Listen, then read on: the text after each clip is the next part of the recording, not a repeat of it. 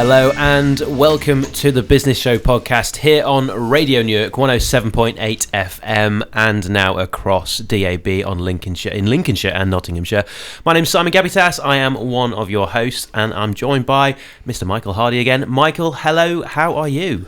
Hello, Simon. Great, fantastic. The month has come to an end. We're here at the start of February. We are indeed. We're already 1/12 of the year gone and it's looking good. And in other news, you reminded me that actually it is 1 year anniversary, Michael, of the Business Show podcast here on Radio Newark. How have we got away with a whole year of doing this? This is unbelievable. How has no one stopped it? How has someone not just gone, come on guys, really? No, it has been great. We've had a great opportunity to meet lots of guests, lots of our patron sponsors, lots of the committee through the business club, and today I've brought some cake as well, Michael, to celebrate. I'm not sure what we can do or when we can do with it because we'll probably have a very nervous Phil of Radio Newark looking at some of this very expensive equipment around us, so we'll not get it out just yet.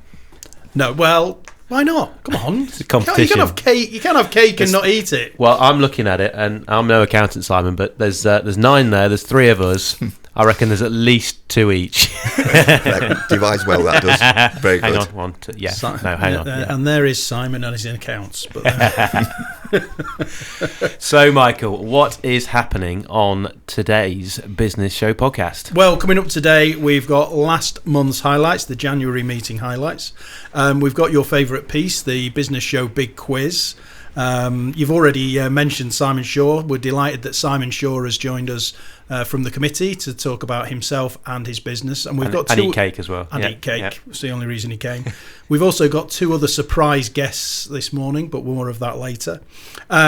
We've got grants for you. So Will Parkinson has provided 2 more grants for us to talk about. Who gives a book? And then final show notes and what people need to think about. Michael's thoughts, that's what I was thinking. I couldn't think of my own thoughts. Final thoughts, here we go. So what's first up on the agenda? So last month's highlights. So what happened at the January meeting? What happened at our January meeting? It's the first meeting of the year. It was sponsored by the team at Tritax, Big Box and Simon's Developments, and they were telling us about the new units that are being built up near Curry's and GXO, those buildings off the A17. So there's already one building being built. If you're driving past on that road, you'll see that there is a very impressive building that I think, again, from what I understand, I think they've got a company that's potentially going to be moving into that. But what they were talking about was the other 3 buildings that they're currently going through planning for. So they were talking about some of the benefits that they see for the Newark, the wider kind of area. And again, they were talking about jobs, they were talking about investment. And I think they were saying that would bring a total investment in this area of getting close to £250 million, which is it's a confidence boost for the area. But of course, it's something that has to be weighed up. And I think they talked through all the things that they feel would be a massive benefit, and have asked people to get behind as businesses as well. So it was really interesting to hear from them. Really interesting to again get a chance for members to ask questions about that. We had patron sponsor speaking. So we had Penn from PT Events, who is always very fun to listen to. They're a great bunch of people. They get involved in so many interesting events, and Ben is just. He's so into his kind of tech, but loves everything from lighting to the smoke machines to all the stuff. And they've got all of these innovative, kind of immersive experience that they work with. So it was great to kind of get an update from them. I think there's a man who demonstrates that he doesn't go to work every day. He just goes to play. and if that's how you feel, then you're in a decent place. Absolutely. And he started off with a slide about how many roller coasters he's been on this year or last year. But no, it's always great to hear from them, and of course they support our meeting with audiovisual setup as well, which is always great. Lots of networking, lots of people got a chance to meet some new people. Lots of new people in the room as well. So for a very cold, very dark January morning, we still had, I think, just over 70 people in the room, which is great. We had Catherine from Fusion Design that won the spotlight, so she got to tell us about her business. We gave a book away. So we gave away a book recommended by Carrie Bortwood of APT Legal. It was Good Vibes, Good Life, and we gave that away during the meeting as well. So yeah, lots going on in the January meeting. Always good to start the year with a bang. With a bang. Brilliant. Okay, then. So next section is the Business Show Big Quiz. So delighted that Simon Shaw's with you, Simon, to give you some help today. I am as well, actually. Simon's really looking forward to this bit. Yes, we'll see if we'll get tripped up or not on your tricky quiz, Michael. Well, we've only got 3 questions. And all really interesting, I thought. That's why I picked them. So let's start with this month's Business Show Big Quiz. Great stuff. Question number 1. What have Sainsbury's announced this week? Jobs, I think, wasn't it? Or lack of them, yes. Yeah, lack of jobs. Jobs disappearing. Yes. And some stores closing as well. With that, I think. But they've announced 3,000 additional job cuts. And as part of that, they're shutting down their cafes and pizza counters. So part of this is about the two bits here is they're focusing on their core business. Yeah. So I'm sure you both see businesses that try and add additional services to their business and actually go away from the core offering, dilute their offering in doing that. And of course, you've got to make sure that you're focused on your core and what that delivers. And certainly, Sainsbury's are saying we've got all these cafes, and actually our shoppers don't go in them. And if you think about running any sort of hospitality venue, it's a costly exercise, both in terms of staffing, but also wastage if you're not having the items being bought.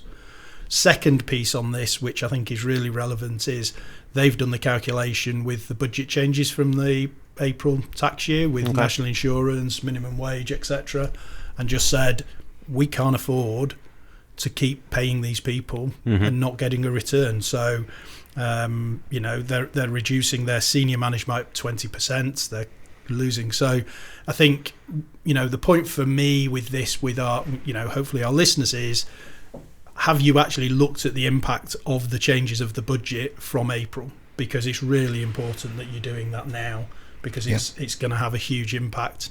It's not for everybody. So smaller businesses, I mean, I know this is always danger, but if you've got 5 or less employees, I don't think the national insurance should have the impact with you, because the relief sure. going from 5 to 10 on the employment allowance is offset it. I mean, it depends on there's loads of caveats within the that, mix of those people.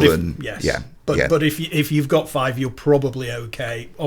Always worth checking and what have you. But if you've got more than 5 employees, then your costs are going to go up significantly, and you should understand the impact on your business. Yeah, and you also bring into that national minimum wage, national living wage, which goes up. Yep. And the point at which national insurance for employers is payable comes down from 9,100 to 5,000. So that brings more people. So perhaps if you've had part-time people that previously haven't cost you national insurance, suddenly they're going to cost you national insurance. Yeah. So you're quite right. The mix of those employees is really what. And I did a calculation for a charity a couple of days ago, and I think it's going to cost somewhere in the region of about £6,000 additional, even after the employment allowance has helped some of that. Yes. The thing is, you say, Michael, I think the important thing is actually working it out. I think there's lots of stuff that we're hearing, lots of people having the discussion. I watched quite an interesting, healthy debate on Question Time about exactly the same thing, where the panel was split, and it was very much, well, we think it's a great idea, we don't think it's a great idea. Sainsbury's came up, as well as other supermarkets that have kind of actually got behind the fact that they are going to have to lose staff because of the national insurance increase and national minimum wage rise. So again, every business is going to be very different. The bit that I think was almost a summary was, yes, well, it's not going to affect small business. Well, what's a small business? Because actually, you're right, Simon, you could be a 2-person business, and if the salaries are high enough, then it will affect that business. Yeah, definitely. So it's just going, right, go and work it out. Absolutely. Make sure you understand your figures for your business, rather than just go, well, I don't think it affects me because I'm a small business. It might well affect you, and I think it's making sure you know your numbers, isn't it? Completely. Don't bury your head in the sand. And the other bit just on that is, it's not just the national living wage that's going up. What impact does that have on your employees who are outside of that? Mm-hmm. Definitely, yeah. Or those people who are currently paid £1 premium to the national minimum wage, because they're going to have a 17p premium once it changes, and are they going to be happy with that? And, yeah. But can you afford to be any different? And are you openly having the conversations with those people? That's right, because we were talking about 6.5% for yes. those on national minimum wage. Are you going to apply that to all your team? Exactly. That's going to be very, very difficult in the climate we're working in at the moment. Absolutely. And I mean, and again, if you start from a point that every employee, and I know that that's a broad statement, but just getting people to think about it, it's always almost trying to get people in the mindset of, have I thought about this and what does it impact? But in essence, you're giving everybody a 2% pay increase because of the minimum wage, because of the national insurance increases. So even if you do nothing with any of your staff, in essence, there's a 2% increase in your costs of people going forward. So when somebody says, well, I'm giving somebody a 3% pay rise, well, that's great. You're actually giving them a 5% pay rise. Yeah. And that's when you start putting in those terms, it's quite stark. So know your numbers, work it out. Know your numbers and be ahead of the game. Don't wait till the 1st of May when your April figures start landing in your from your payroll people, and you're suddenly going, well, crikey, where's that come from? And for the first time in 12 months, I've actually read the business news, and something's been applicable to a question that you brought up. So well done, Simon. That's after the 3 hours I spent one night researching every bit of business news for the previous 6 weeks, and then nothing came up, and I went, oh, you know what? Yes. But I think, the Sainsbury's bit is just the lead into really absolutely. discussion. I think it is so important, like you say, that we know our numbers, that we understand our business, and as you said in the last podcast, Michael, are you business fit for the year? Absolutely. Know your stuff. Yeah, completely. Okay, question number 2. What change has Rachel Reeves announced to her budget? So I'm looking at Simon. I know this was also discussed on a certain programme I was watching as well. Do you want me to chip in, Simon? Yes, I think you should. If it's the bit I've read, it's regarding the non-domicile status for tax. Right.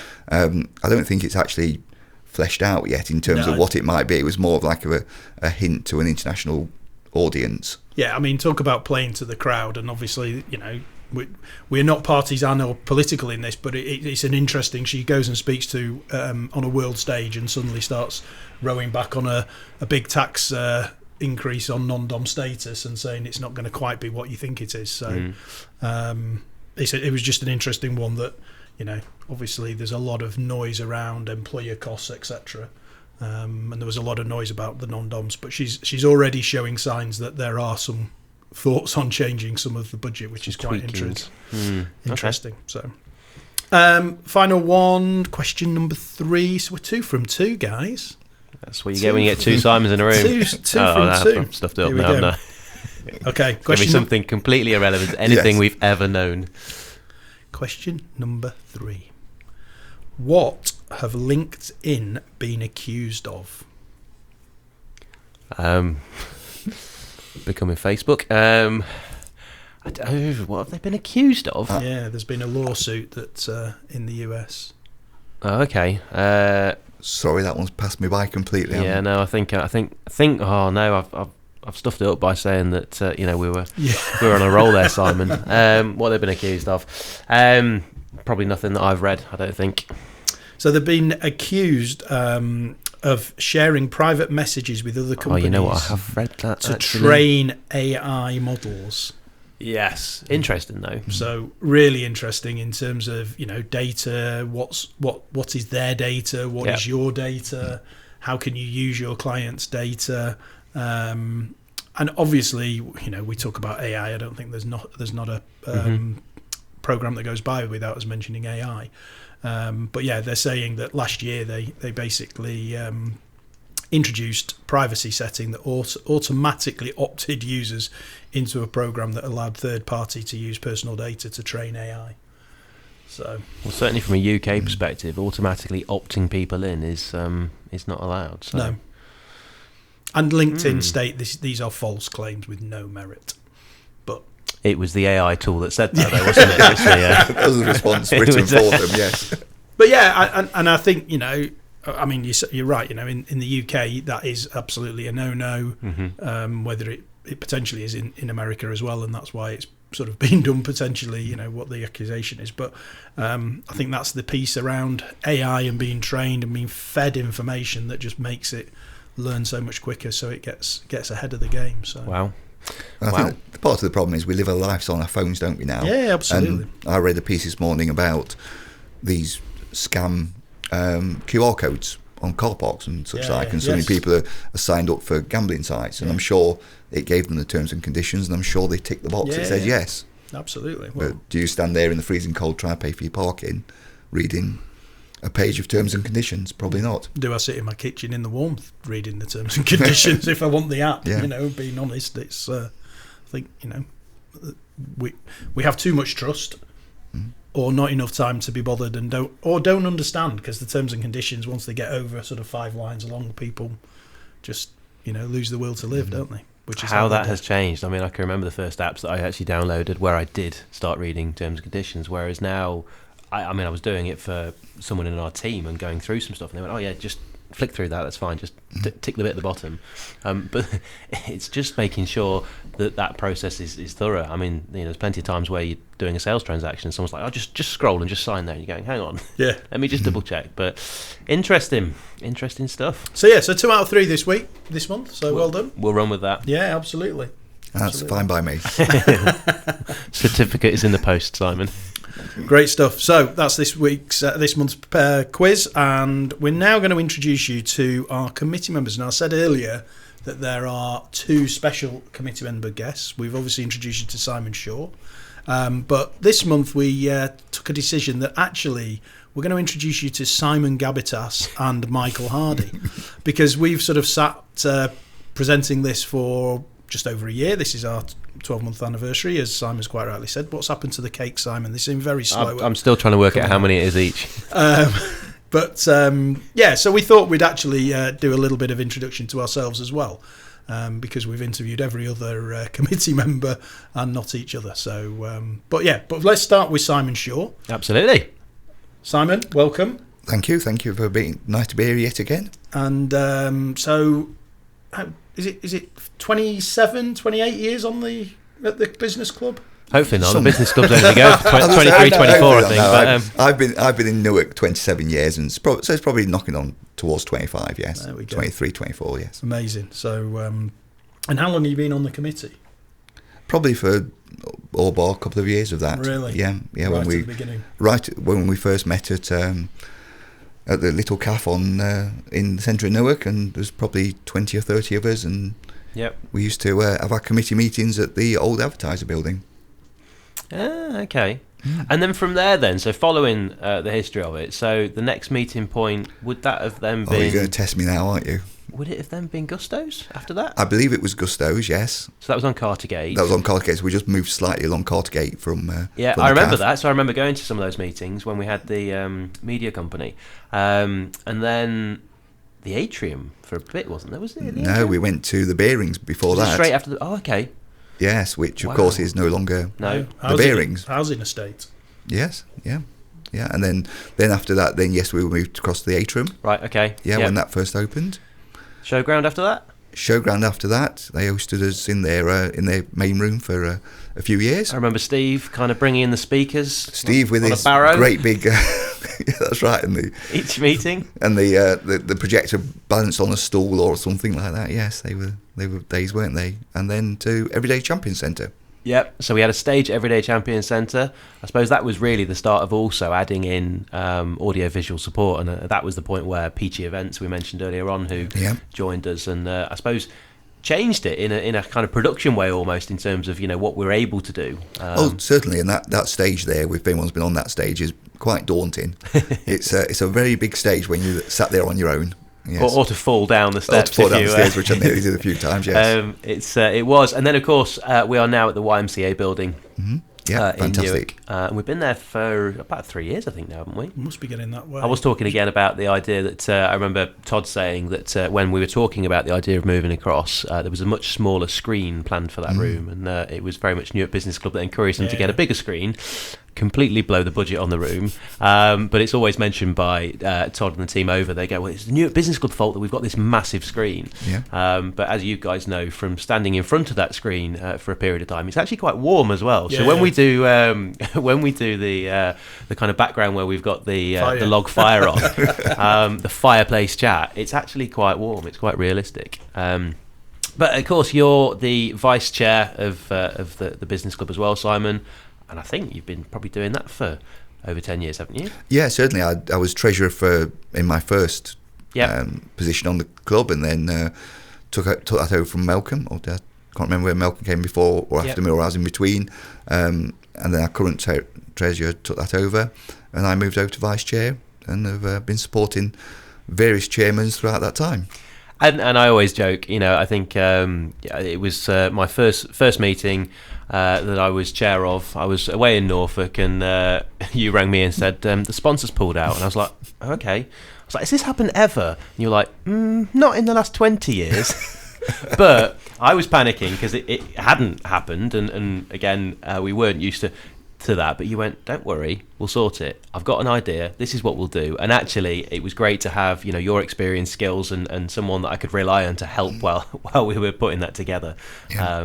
I don't think people realise how much time the chairs put in, Simon. And obviously, you've done a great job of your term. And but I don't think people realise how much it takes to actually stand up there for that hour and a half on a Friday morning. That is literally the tip of the iceberg. Maybe I didn't understand that either. But we don't want to talk about that because we need to encourage somebody else in but the point in 15 months' time. Yeah, sure. But the point that Simon makes is that he has got a great team behind him. Yeah. And over the years that's developed, so everyone's got their roles and everyone knows what they need to do. So when we get there on a Friday morning, that it all runs hopefully smoothly. It does, and I think, I always say we're blessed. We've got a very skilled, experienced committee team, and lots of people in different areas supporting us. And actually, because of that, we've been able to add in the event subgroup. Mm-hmm. We've been able to add in the marketing subgroup as well. And that has really kind of strengthened what we can do and what we can attempt. And I know some of the conversations we've had previously where, we've talked about the idea of, the Harlexton event that we now do, the summer event that we successfully did last year. That wasn't possible before because actually it was just not from a resource point of view, we were struggling to do that. So now we've actually got certain people in those key areas. So it is great to have a great team that not only can do that behind the scenes. Again, we'll talk about it in a minute, Michael, about your role, but the additional stuff that happens outside that room. 100% it's not agree. Just a breakfast meeting. So I desperately want to ask you who's been the best chairman during your piece, but I won't do that because that would be really unfair. And embarrassing. Do you want me to rank the top three? Or no, okay. I would love you to, but I just feel it's inappropriate. Okay. But so coming back to you, Simon, tell us a bit about your day job. Because you do have a day job. What the business that you help to run? Yeah, so I'm a director with Duncan and Toplis, and Duncan and Toplis offer a variety of services for businesses across the East Midlands. I'm based personally at the Newark office, and I specialise in tax and accountancy. And within that, I act for a large number of construction and property-based businesses, and that's where I focus my efforts for some of the time. But I also act for a real variety of different clients across a wide range of locations and activities. Excellent. And what are you hoping to achieve in 2025? What's your goals for 2025? Personally, I think we, as a business, we are growing substantially, and I want to be a part of that growth. I want to encourage other people to do that, and we have a great success record of bringing people through the business from whether it be university or whether it be school leavers, and supporting our managers and our senior people to bring those people through into the business, so that when I decide enough is enough, there'll be someone closely behind me to carry that on. That's great to hear. That succession planning, having the business built with people coming through, is really important. Yeah, there's one particular director, Rachel, at our office that joined us at 16 in the days that you could join at 16, and is now a director of the company. Amazing. One of our auditors. Brilliant. Yeah. No, I think there's a lot of success stories within Duncan and Toplis, isn't there? Lots of people that have been there a very long time, including yourself. Yeah. Again, we saw last year your old managing director leave after how many years? 40? Yeah. Well, we had Adrian's still with us, who was our managing director, but he's stepped down as managing director, and Ian Phillips has left the business after 48 years. 48 years. Was brought up in Grantham and then transferred over to Newark and opened the Newark office. Again, another success that's hopefully myself and the team at Newark can continue. Yeah, no, really exciting. And like you say, Duncan and Toplis continues to evolve and grow at quite an interesting rate. Yes, very.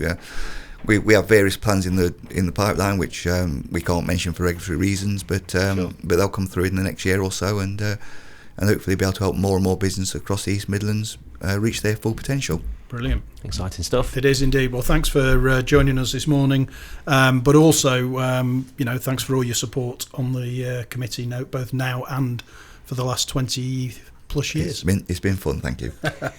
You're not going anywhere. I'm not going anywhere now. Definitely not going anywhere. I'm just wondering whether I've got to interview you now. I think I wasn't you should. told that.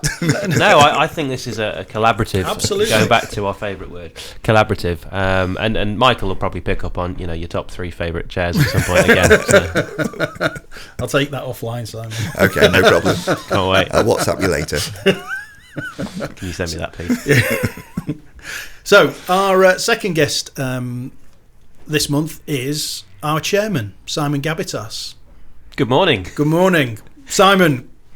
You have you've just said you've been going to the business club for quite a few years. So I did attend the business club. It would have been probably 20 years ago when it was at Gusto's. I can remember that. Yes. Was that when you're still at school?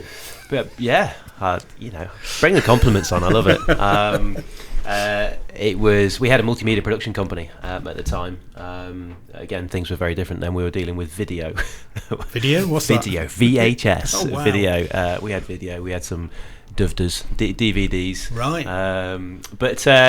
Mini discs. They came and went as well. But I do remember. I mean, again, it was always a thriving space. I do remember standing up as quite a young person in business then, having to introduce myself, and then I went away from. So I worked for some larger corporations, and found that actually, I was all over the world actually at one point, but.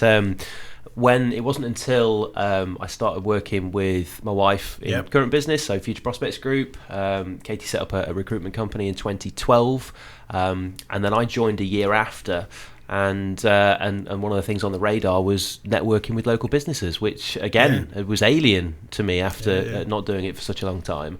And I do remember at that point, so it was at the Everyday Champion Centre in 2012, and I remember walking in, and it felt great. It felt like a really well organised event. And I'm not going to lie, the moment that I kind of got involved, I thought, I want to get involved more. Yes. I'm not entirely sure the chair bit came up that soon, but I definitely wanted to get involved. It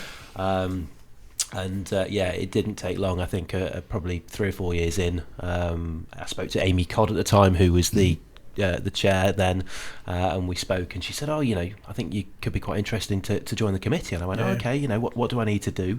Is there a form? Do I need to fill something in? And she went, no, here's the address for Duncan and Toplis for our meetings at the time. Come here. And I remember going to the meeting and almost expecting to be grilled, and I think I was a bit quiet, more quiet than I usually am, and listened for a lot of the meeting, said a few things towards the end, and Amy spoke to me at the end and went, do you want to join the committee? And I was so excited. But I think what's nice is we've always had a really strong committee, and very, very supportive. So I've managed to work with a few different chairs before obviously then stepping up as chair just over 18 months ago. Yeah, absolutely. Well, you're coming up to your 2-year anniversary in 2 years in April. So do I get a watch? No. What's the expense policy? Yeah, exactly. It doesn't cover not a lot. I'll get myself a book. Our chair, we've had, and we touched on top 3 chairmen and all of those sorts of things, but our chairperson has been very different over the years, and we've had a really good mix. When you became chairman, what were you trying to achieve? What did you want to do to put your stamp on it? I think for me, it was one of those things where it works. There was no point, 22, 23 years in at that point, and I was very conscious that you don't mess with something too much. Equally, we had gone out to, so I think one of the first things that I did was during the meeting, we actually had round the table conversations and asked for feedback and said, look, what are you happy with? What would you see as an improvement area? What do you think? So we made some tweaks, we made some changes. Every now and again we've added in additional networking time because people have asked for that.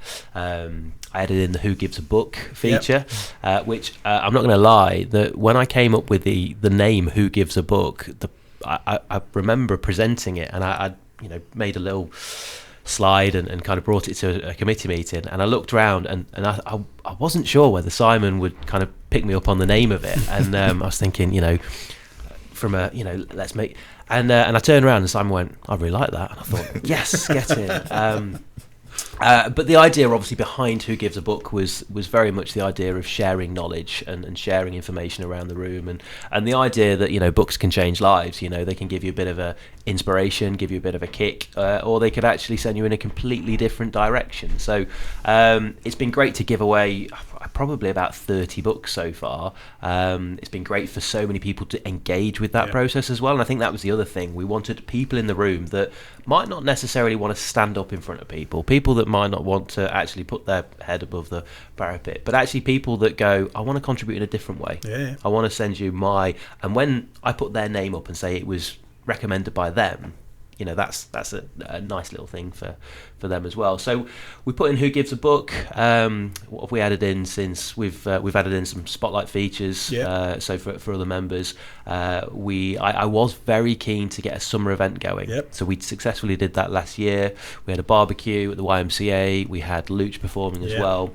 I think mainly it was to keep the business and make sure it was sustainable, make sure that I could work with it and then hand it to someone else in the future, and strengthen the committee as well. I remember talking to you, Simon, because at the time I think we went to 8 people on the committee.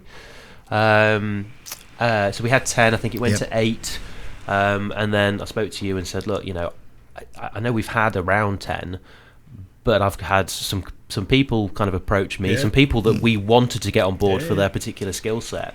And I said, is 12 too much? And again, I remember being away and having a conversation with you, and you just said, look, if it feels right, if we can find roles for these people, I think that's the real key thing.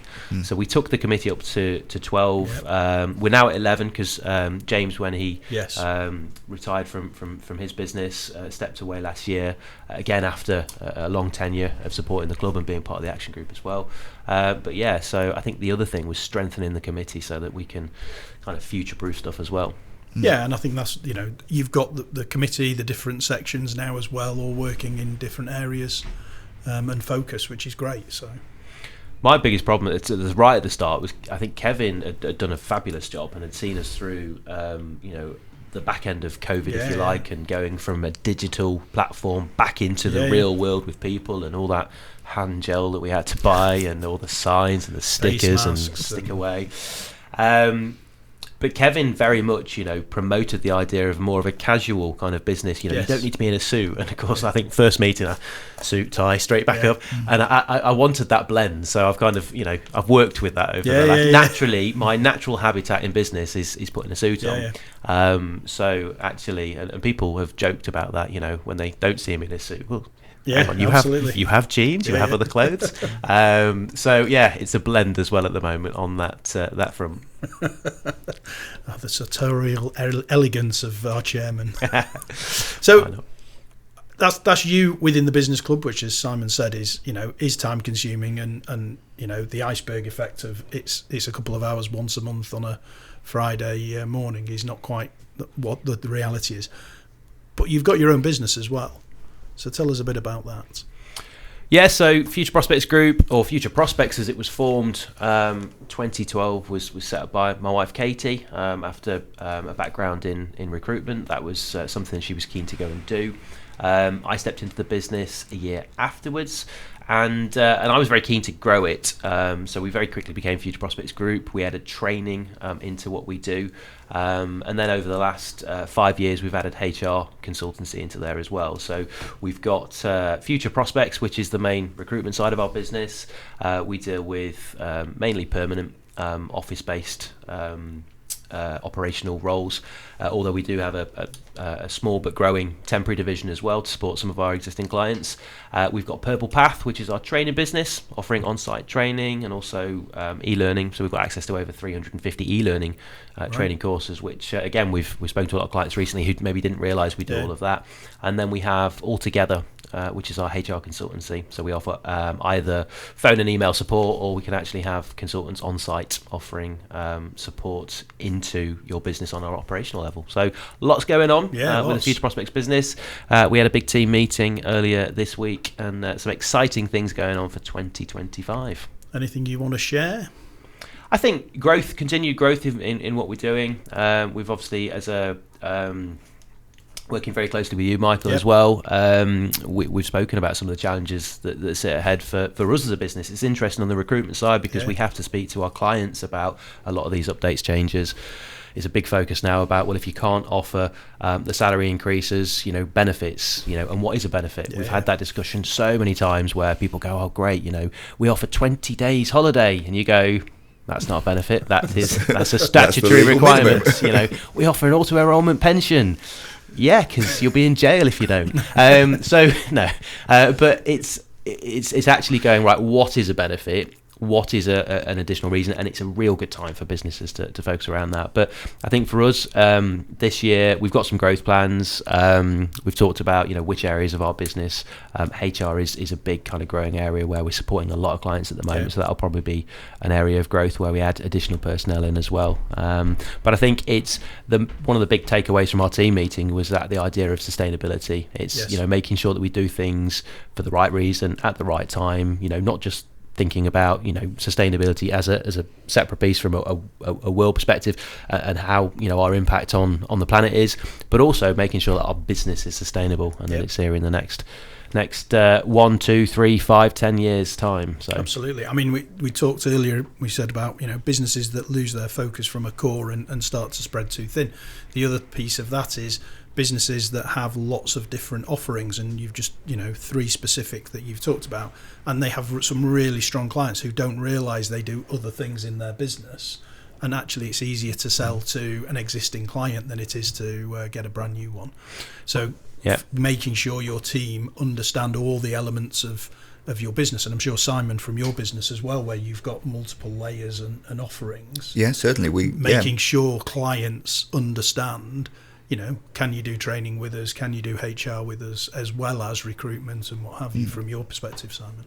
Yeah, well, I mean, just touching on the Duncan Toplis stuff, you don't describe your. I mean, historically, I would have described your business as an accountant. You can't use that word anymore. But I would say it's a business services. Exactly, and a large part of my day is listening to clients, and recognising those needs, those opportunities, and then finding the right person in our business that can provide those.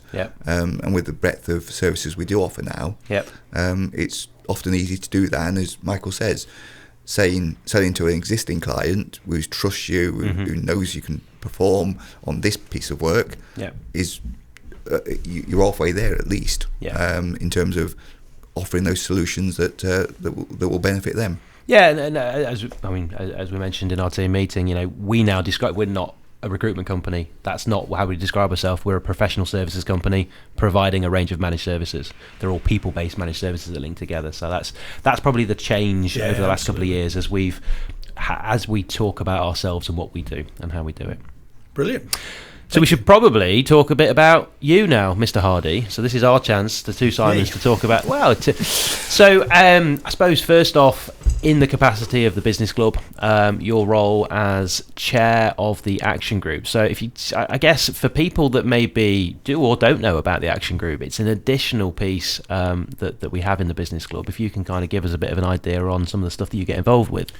Yeah, the action group is something that I think differentiates the Newark Business Club from other business clubs, because we are not just a networking group. The action group is about one of our core pillars of making Newark best for business, really helping businesses to thrive by being that conduit between providers, whether it's the council or government or road or rail, with what's going on for the business group in the town, and having that ability to bring businesses and those businesses and those support networks together, championing what we think is good for business. And it's not, when I say what we think, it's not just what I or the club as a sort of member committee, but actually our members. So we've talked about ASBO issues, which, around retail.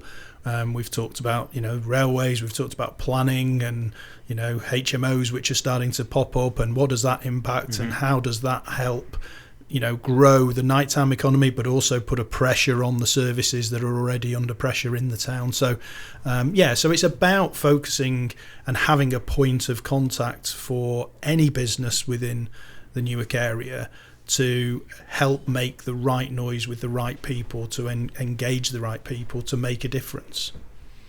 Excellent. And again, we've had some great success stories over the years. I think, you've got and as a business club, we've got a really strong relationship with the local council. Yep. And again, it's being that, as you say, conduit sometimes, someone that can help move things forward. And we've talked about all sorts of success stories, but again, the idea is that we want to be there to support and help businesses if they need guidance, advice, support, or to be given a bit of a direction for who to speak to. Yeah, absolutely. And we've obviously been able to put individual businesses in front of the right people within the council, so that they're having the conversation, and hopefully we're trusted on both sides, so we can sort of at least put a positioning statement into them to help them both achieve their goals. Because we all know that it's very easy to only see one side, to see your side, and therefore you become quite intransigent in what you're trying to achieve, and that doesn't help achieve things. Obviously, network links, so road, rail, are really important to Newark. It's what makes Newark, gives Newark such a great position in the country. And we talked about Tritax and the big buildings that are coming on stream. Why are they doing that? Well, they're doing that because we're really well positioned for east, west, north, south, in terms of getting around. So making sure we've got a rail network that works for us, making sure we've got a road network that works for us is really important. And we're engaging with LNER, with EMR, and with the Highways Agency regarding the dualling of the A46. So, they don't come to us because, we make a lot of noise. Okay, they might do. But also because they understand that our passion is to make things better for our community. Yep. And that becomes wider than the business community, because if we get a decent rail network, if we get a decent road network, it's not just the businesses that thrive, it's everybody who lives here as well, which is important. Yeah, and I think sometimes it's the messaging as well. We've talked about before about how we can help with some of the messaging out from the council. You see businesses that close the doors in the middle of town, and the backlash on social media is kind of the consumers saying, well, you're charging them too much business rates. But that business wasn't paying business rates, and actually it's trying to make sure that we can provide I guess some of that insight or kind of have a help with some of that messaging. Of course, we're there to try and encourage businesses as best as we can, but we ultimately, as we've said before as well, we want Newark to be a thriving community that can continue to be successful and sustainable, I guess, for the future. Yeah, and that comes on so many levels and with so many challenges. But if we can help a few people make the right moves and interact correctly, then we're making a difference. Yeah, and I suppose just very briefly talking about the role of chair and the stuff that you can get involved with. If people are interested and want to find out more, probably through the action group is a great kind of initial step. Then they can come and talk to you and get involved with what's happening in our community. Yeah, and we meet in a pub on a Monday evening which at sounds 6 amazing. o'clock. I mean, it's better, It's 6 o'clock in the evening, not 6 o'clock in the morning. It's on a Monday. It's the fourth Monday of each month. So, yeah, and it's at the Organ Grinder. So there's pretty decent beer on tap as well. So. It sounds fantastic. Exactly. Well, no, I've joined you for a few meetings, and it is great. There is some passionate people in the room that want to see the best for Newark and the area. So so next action group meeting for you? Well, the next one will be the 4th of February, because obviously this is going out before our February. So I've not even thought that far, but we will be later on into February as well. God, you're asking all the difficult questions, Simon. It's all right. I've not got a quiz for you. Don't worry. That's okay. I better get the date right. Yeah, 24th of February. 24th of February. And I suppose we also should talk about you, Michael. Talk about what you get involved with now and your life outside of Newark Business, because there is a life outside of Newark Business Club. A big one. Yes, absolutely. So tell us a bit about kind of your business and what you do. So I suppose that my business has two sides to it. The one is about business support, so business advisor, business coach, business mentor, sometimes family liaison officer as well with small family businesses. But yeah, so working with the owners, working with the board, to try and help, there's a bit of being the conduit, being that collaboration of supporting the plans, but also implementing the plans and keeping them on track. So in big business, you'd probably call me a non-exec director, but sometimes, in smaller businesses, people sort of go, oh, well, we don't need one of those. But actually sitting on the board, sitting with the owners, helping them deliver their plans and making their business stronger. You talked about sustainability. Helping them have a business that's not just for this year but for next year and beyond, so they can achieve their own goals. So working with business owners to achieve those. And then we also run some business support programs. We tend to run those separately, which are about giving business groups, so a network between 8 and 12 businesses in a room, the tools and the support both to build their business, but also have a network of like-minded business owners, because one of the things that as a business club and within the networking and the programs I run is it's amazing how many businesses have the same issues, and actually everybody thinks that it's them that's not getting paid by their customers, when actually it's pretty much everybody, or it's them that don't get their invoices out on time, but it is quite a lot of businesses that do that. So, and all of those things, sometimes having that time. I talk about working on the business, not in the business. Sure. Having that time to step away from doing and thinking about the bigger picture is really important. So we tend to run 1 or 2 programs a year, which are bringing businesses together, giving them some support, and then helping them as a cohort to deliver their business for the future. Excellent. And I do remember actually that was a really interesting time. It was during COVID actually, where you actually got people, like-minded business owners, together on Zoom or Teams at the time. Did something similar. But you're right, there was lots of people going, well, I've got this issue, and it was like everyone's got this issue.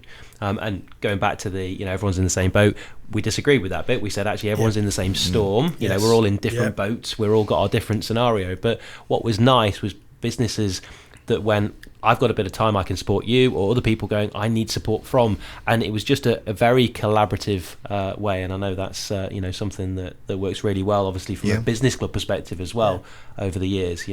Simon and you and I have kind of talked so many times about when people walk through the door and almost expect to kind of do some business. I want an order from, and we've just said, look, in the 20 plus years, whatever, that's not the priority. It's about relationships, and Michael makes a good point. I mean, most people start businesses because they are great at what they do. Absolutely. They don't start businesses to run a business. But then they end up running a business.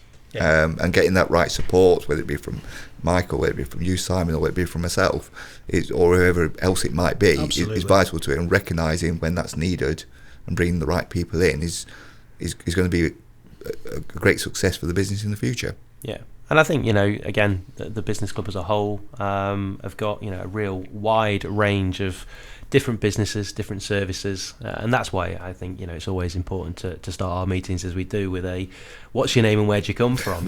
Find out who's in the room and what you do, because, it is fascinating, actually to find out Michael's background and before you. Yeah, absolutely. So, is it worth kind of mentioning some of the stuff prior to why you do what you do?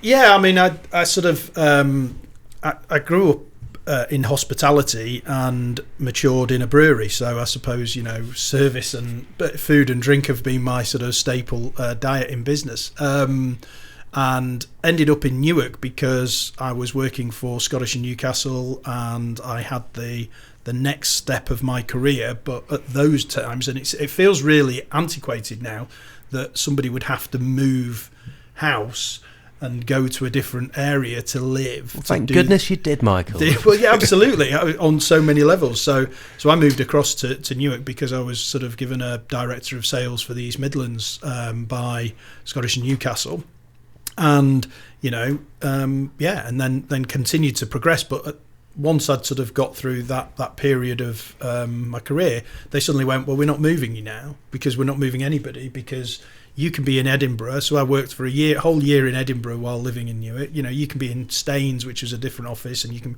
So, travel and ability to communicate became easier and easier without having to be physically there. So that sort of was my path, and then an opportunity to do a management buyout. So Scottish and Newcastle were looking to sell some brands, and I was in a fortunate position to be tapped on the shoulder to say, we're looking to build a team of people to buy these brands because we think they've got an opportunity, but we need a core team, and we'd like you to be part of the investment group and the owners of it. So I remember going, oh my God, because I was in a pretty settled job, pretty decent career path, and to step out of that and have your own business and all the risks and everything. But as my dad said to me, when I said I was doing it, he was like, thank God for that, because, these opportunities don't come around too long and too often. So, so took a set of brands which, when I talk about the brands, people, because they were the McEwan's Ales and McEwan's Lager, they were Youngers, they were Scrumpy Jack. It's always great. We redesigned the Scrumpy Jack can, and it's still the can that we designed now. Nice. It's still on the shelves, so that still gives us a bit of a warm glow. Woodpecker cider, and the final one was Newcastle Brown Ale.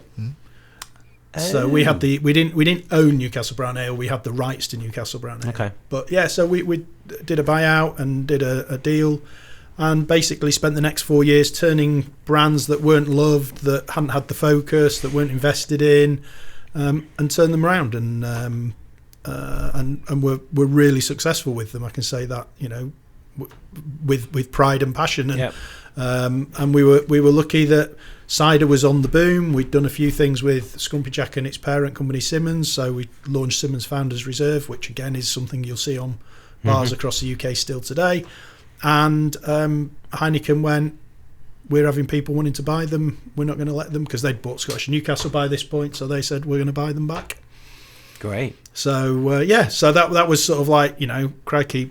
You sort of go into this with all the risks, and then you come out of it with, we'd had a brilliant 4 years and a great opportunity. So that led to other opportunities, gave us the chance to make proactive decisions. So then, worked for some other companies. We did quite a big roll down in Shepton Mallet Cider Mill with Blackthorn Cider and Magnus. Yeah, okay.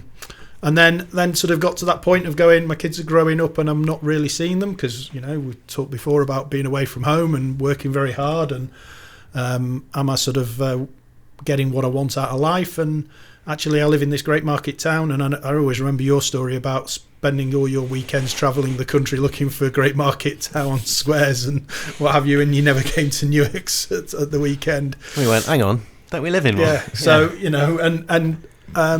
so I'd lived here for, at the time, probably 12, 13 years, and had very little knowledge of Newark business. And you sort of, that first day I walked in, set myself up as business, am I a business advisor? Am I a business coach? Whatever you want to call me, but, helping small business. being somebody who, I hope I've got some experience. I can't build, I can't do the mechanics. I can't, you're the experts on your business. Mm-hmm.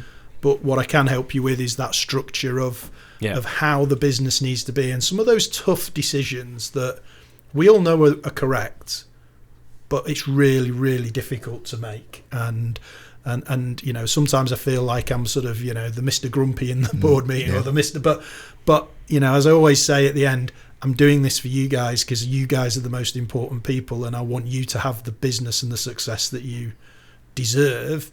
And so my role is about helping you achieve that by sometimes just being that challenging person in the room. And it's easier for me to do that because I'm not day to day in it. So so that was 7 years ago.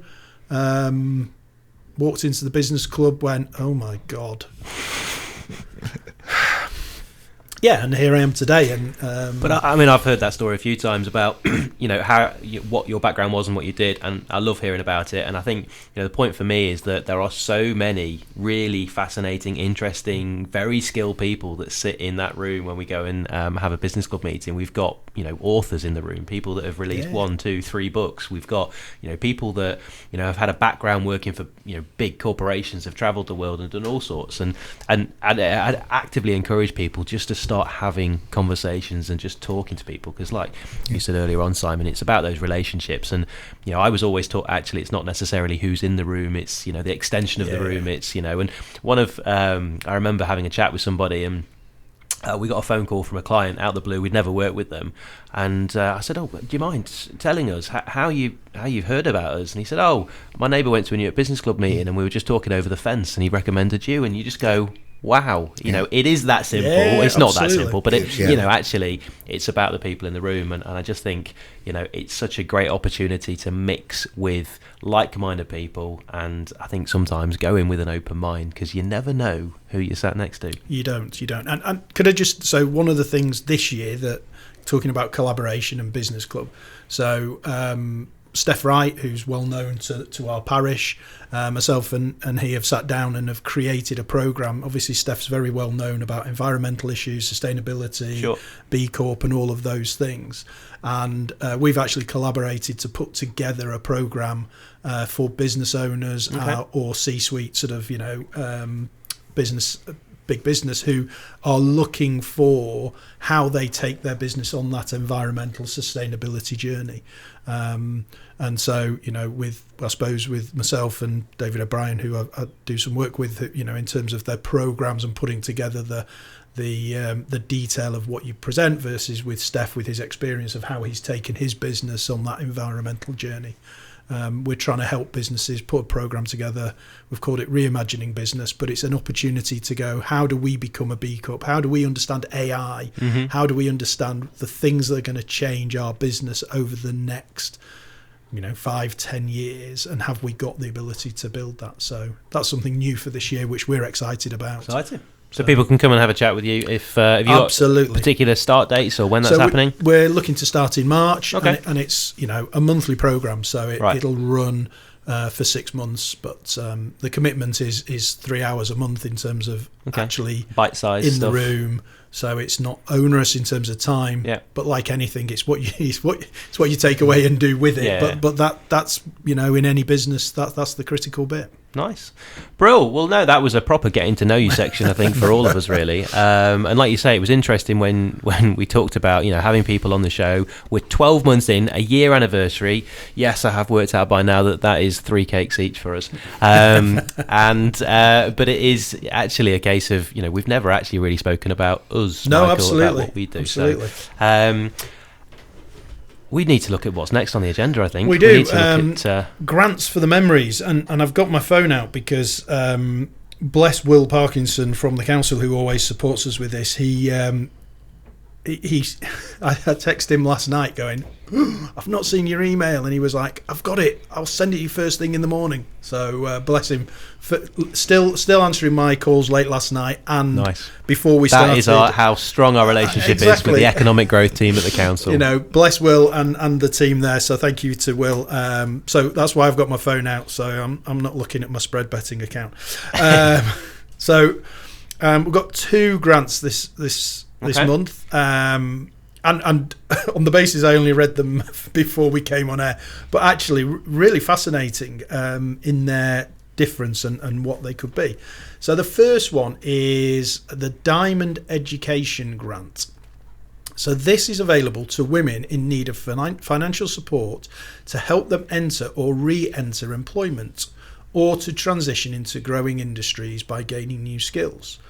The average grant is £1,000 to utilise towards vocational course fees, books, equipment. It's open to women aged 30 and over who are permanent residents of the UK. The deadline is middle of April 2025, and the grant is part of a support being offered by Soroptimist International. Easy for you to say. Yeah, exactly. A global volunteer movement advocating human rights and gender equality, and prioritises women in greatest financial need and those facing significant barriers.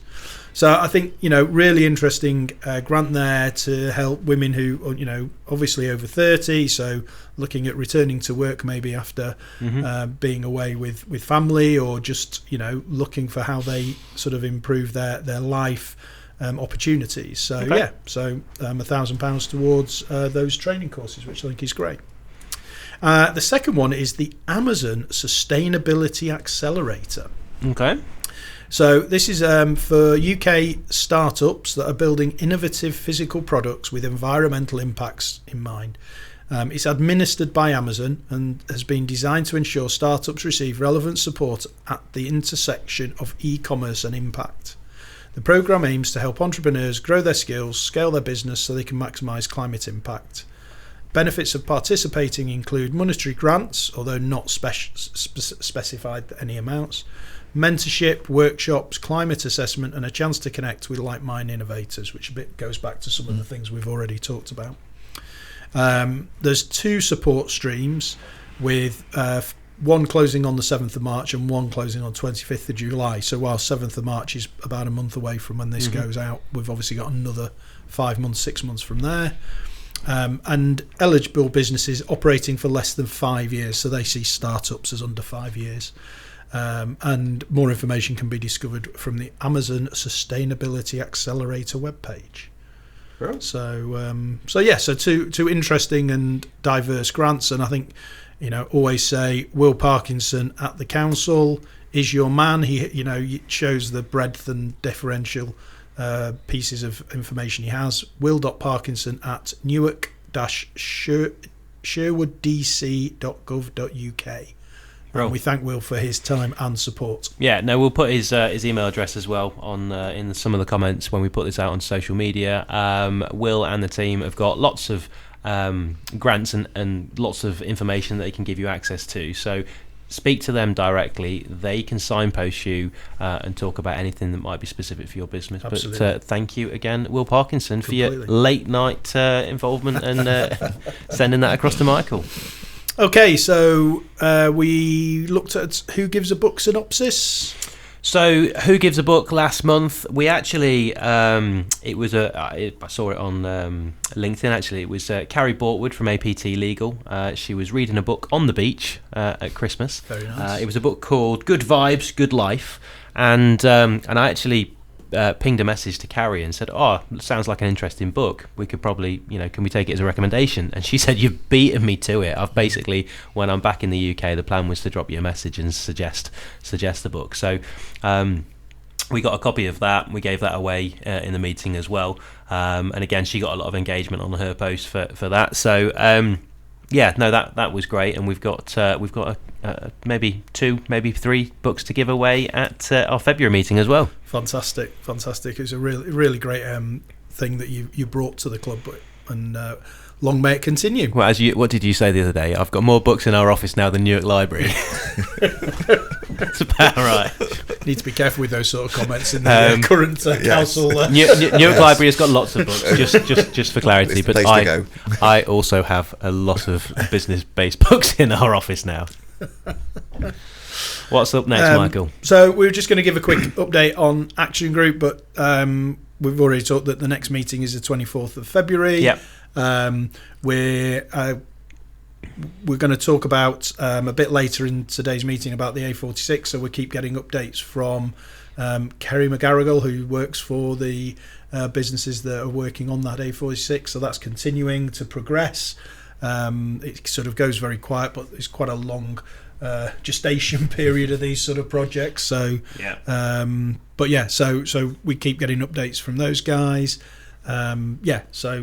There's lots of stuff. I know in the January meeting we've been talking about shutters. So there's a bit of noise about shutters in the retail arena and whether the council are happy for businesses to have shutters or not. And there's a bit of a piece for me around, well, if you reduce the ASBO issues of breaking windows and then they wouldn't need them. So which I know is easier said than done, and they want the town centre to look vibrant even at night, but when you're having your windows broken on a regular basis, it becomes quite galling, because the cost, but also insurance goes away. It's not just the window pane that needs changing and the issues it brings, it's how it looks, but also the insurance costs. So, but again, another example of hopefully how we can work with businesses, exactly, and that's what we're trying to do. Conduit between what's happening. So, okay, so that's the action group. So as ever, we're coming to the end of this month's podcast. So what are people who are driving in today going to look forward to if you're listening to this in your car or on your feet coming to the business club meeting? Lots of things. So February's meeting, sponsored by the team at You Can Do Sport. So we're going to hear from Natalia. She's going to be joining us. We're going to have table networking. So again, 60 seconds around the table for everyone coming to the meeting, so you can tell people a bit more about who you are, what you do what you do, why people should maybe think about working with you. We're going to have Who Gives a Book. That might be on tour this month, so stay tuned for how that's going to work. We will be picking 3 charities to present at our March meeting. Excellent, yep. So Daniel Otten from our committee will be coming up with another innovative way, I'm sure. We've seen card tricks, we've seen ducks. I would not like to predict how he's going to find 3 charities, but we have 21 charities, I think, now in the mix in our charity initiative that we do, and we're going to be picking 3 out. They'll all get a few minutes in our March meeting, and one of those will be getting a donation from the business club as well as the additional exposure. Brilliant. And then the thing to mention as well is that I won't be chairing that meeting, so our vice chair, Mr. Simon Shaw, you'll be hearing his voice a bit more, because Simon will be chairing that meeting as I will be on the snowy slopes of Andorra. Yeah, looking forward to it. It's probably about the 3rd time I've stepped in for chairs over the years, so it's always nice to get up there and help the meeting progress and move along, and hopefully live up to your high standards, Simon. or low. You can tell Michael how that kind of top 3 stands out later absolutely. on. But we might actually have that on screen during the meeting. Who knows what is going to happen? So when we talked about the structure and the plans for the meeting, it's going to completely change. No, I think it should be another exciting meeting. There's plenty of stuff going on, and hopefully I might be able to join you in some way, shape or form during the meeting. We're looking forward to it. Well, great podcast as ever. Really appreciate Simon Shaw joining us, and yes, thank you very much, Simon. Pleasure to be here. Part of it. And it was great to find a bit more about our special guests, Simon. Definitely. And Michael. Just want to leave you with thoughts for this month, and this one comes from Arthur Ashe, who was a very famous tennis player. Yeah. And he said, "Start where you are, use what you have, and do what you can." Nice. I thought, simple, straightforward, but actually when you, as with any of these things, when you dig down a little deeper and go under the surface, really powerful message. Yeah. And for all the stuff that you don't have, work with other people around you and collaborate. Exactly. When you use what you have, it's not necessarily the physical, it can be the group of people around you. Great stuff. No, I like that. Well, happy 1 year anniversary, Michael. Oh, thank God for that. We will go and destroy some very expensive hardware. No, we won't. We've got to actually share these out with, of course, the team at Radio Newark. So a massive thank you again to Phil and the team at Radio Newark for making the podcast possible. Yep. Thank you once again to our special guest and committee member, Mr. Simon Shaw. Thank you for joining us today. Thank you. And thank you to you, Michael Hardy. We'll go and share some cakes. Thanks, Simon. Have a great month, everybody. We'll see you next time. See you next month.